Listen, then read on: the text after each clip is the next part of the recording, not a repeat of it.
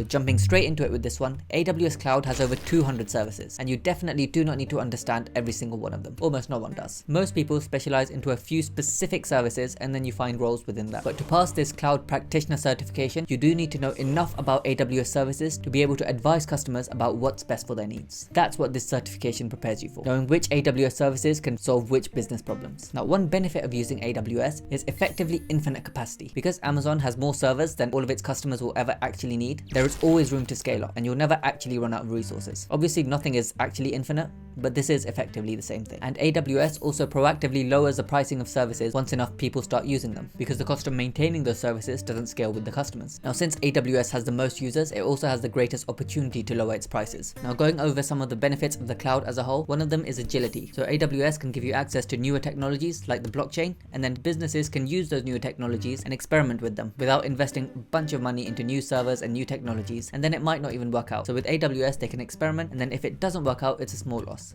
This allows much faster innovation. Likewise, it makes it cheap for businesses to trial and error various solutions. There's also no need to over-provision resources to handle peak usage. Netflix, for example, gets much higher users after 5 PM when people get off of work, but they don't need to have the massive amount of servers to handle that because they host all of their content on AWS, which automatically does the scaling, and that way Netflix is only paying for the servers it's using at any given time. And then there's also the benefit of lower variable expenses due to economies of scale. What this means is that because AWS is so massive, when they're buying servers, they're buying loads more than you could ever buy, which means they can buy them for much cheaper, and that means they can provide those servers to you for a relatively low fee. That's it for this one. In the next video, we'll be talking about EC2 instances and elastic load balancing. See you there.